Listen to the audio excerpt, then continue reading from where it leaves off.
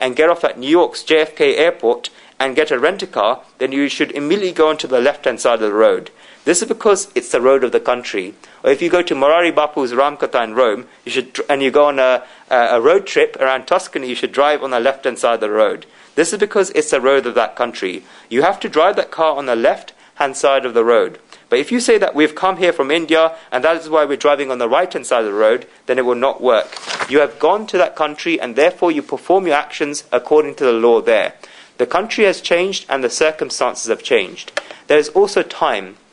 Time is of two types. The first is our own time, and the second is the time of society. If the time of society changes, then you should change with it. And just like a person's own time changes, he should learn to change with it. This is called right action. Third is situation. If you're in one situation, then it becomes your duty to perform certain actions. And if you're going into another situation, then it becomes your duty to perform other actions. The power to decide this, and in the right way, is intellect. God uses the words ya bepti, one who understands and can decide in truth whether they should do something or not do that thing. Dan, donations are a very good thing. Everybody will say that you should give dan, donations. You're coming out of the temple and there's some money in your pocket. You take out coins and give it away. You give it to one beggar, the second beggar, the third beggar, and the fourth beggar. You could see that this one was legless, one was blind, one was elderly, whereas a fourth one was strong and a healthy man. At that time you may think that, why should I give it to this fourth person? I'm giving him false aspirations. He needs to work. He does not need help. When you give it to three people, then it becomes a satkarma, divine act. And if you do not give it to the fourth person, then this also becomes a garya, what ought to be done. An intellect should be able to decide this. This is because giving to the strong and healthy person is a fault. This is because you're making him dependent and you're making him weak. And whereas this person could have used his energy to earn bread and butter, you're already giving him ready bread, and therefore this leads to the wrong use of his energy. The situation has changed, and therefore you should perform your duty according to the situation. If you wish to define karya and akarya, then Shankaracharya says that it is not work but duty and non-duty respectively. Karya karya vihit parishadashi lokike vedevikarya shastra buddhaya kartavya karone iti etat kasya deha kaladaya pegaksha drasta arthanam kamanam. This is their meanings here. Is it my duty or not? On the majority of occasions, the list of no is long, and we say, how can this be my duty? This is not my duty. First you should say that karya, that yes, this is my duty, I should do this. Karya is the duties which have been said in the scriptures, and akarya is the duties that have not been stated in the scriptures. And sometimes the result is visible, where sometimes the results are invisible. Drasha arthanam. The next thing mentioned in this verse is bhai, what is to be feared, and abhai, what is not to be feared. These are worth understanding into meanings. The first is that the karmas through which now and as a consequence there is a possibility of being maligned by oneself, by society, or by the world, such karmas are regarded as bhai, what is to be feared. If you perform a karma and there is a possibility of being maligned by yourself, by society, or by the world, now or after a little while as a consequence, then this is called karma, that is a bhai, what is to be feared.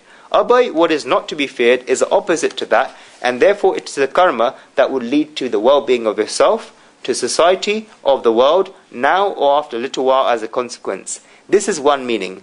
The second meaning is that when a human being becomes separated from the karmas that are his duty, and he does what he should not be doing, or he does something in a wrong way, this is possible, and he has a fear of failure, insult, or criticism in his mind, that I am doing this, but what will people say about me? I have taken the shortcut, but will I get success or not? A person immediately feels this inside. I'll give an example from 15 years ago. Guruji had left his house to go to a Gita discourse. Until Santa Cruz in Mumbai, the journey was going very fine. It was also going fine until Bala, near the airport. Then suddenly, they got stuck into so much traffic. Guruji was sitting there reading. The driver took the car onto a service road when he found out a route inside. Guruji's attention immediately fell onto there, and he said, why are you taking it there? He said that there's another road there. This is because he had taken that road and had left the highway that we had regularly gone through. It was a traffic jam. Guruji asked him, are you sure that there's a road ahead? And he said that yes, there's a road ahead. Guruji told him that are you sure that after taking this road, we will not get stuck anywhere if there's a traffic jam there as well? Now look, why was this question asked? It was because we go through the highway every day, and if we had gone straight, then the question would not have come there. But because he departed a little from it, the karma, that was his duty, and that was a rule, immediately there was a fear in the mind about whether there would be a road ahead, and whether this road would be correct. This is what bhai, what is to be feared, is. In life, many such events will arise when we have to move slightly away from what we're doing as a routine. At that time, the intellect is very necessary, and the intellect which can take the right decision at the time is called an intellect of the mode of sattva, goodness, by Sri Krishna. This is because it is life. Dine dine navam navam. Every day brings new experiences. You cannot keep doing the same thing every day. You need to change somewhere and somehow. At that time there is fear. Sometimes a person goes on the wrong path and reaches a state of bhai, borrow still, and performs karmas on the wrong path. At that time he has the fear of failure. He has the fear that people will insult him, or he has the fear that people will criticize him. And what is abhai, what is not to be feared? It is that which is your prescribed action according to what is ordained in the scriptures. Three things come into abhai, what is not to be feared. The first is that on doing which you do not depart beyond your limits. Second, it is when you do not have an animosity towards anyone in your mind, and you do not have a wish for anyone to be maligned even in your mind. If it happens during action, speech, or behavior, then this is a very far away thing, but such a person does not wish in his mind for anyone to be maligned. Third, the thoughts are constantly fixed on the feet of the Supreme Soul. Such a person never has a fear of failure, never has worries of being insulted by anyone, and never has any worries of being criticized by anyone. This state is called the state of abhai, what is not to be feared. You should try to understand this with a lot of attention. Firstly, one should not perform karmas that go beyond one's limits. Second, one should not wish for anyone to be maligned even in his mind. Thirdly, his thoughts are constantly fixed on the feet of the Supreme Soul. A person who does these three things is abhai, what is not to be feared. Great saints think that I have not ruined anything of anyone's, so what do I have to fear?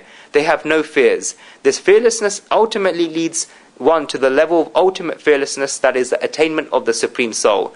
A person whose each and every karma there is abhai, that which is not to be feared, and has very clear in his actions that whether I perform the karma or not, if I do not perform then I do not have any animosity towards anyone in my mind, and if I do not have the attitude of ruining anyone in my mind. One should have this abhai, what is not to be feared, and then it can be clear. One who does not have this abhai, what is not to be feared, such a person cannot become clear. The next thing is said in this verse is bandhan, binding the soul, and moksham, freeing the soul. One can become bound to a person, to an object, to a thought, and many other things. There are many such bondages. There are two types of bondages to objects. The first is when the object is not there, and the second is bondage when the object is there. When the object is not there, then the person feels that I do not have it, and it keeps constantly getting thoughts about it. This is a type of bondage. The person does not have the objects, and yet he has bondages towards them. And after the object comes, if he cannot go without it, then this is another type of bondage. An intellect knows the difference between that which is bandhan, binding the soul, and that which is moksham, freeing the soul. Such an intellect is of the mode of sattva, goodness. What is intellect of the mode of rajas, passion-like? The Lord shows us in the next verse, verse 31. Yaya dharman adharma cha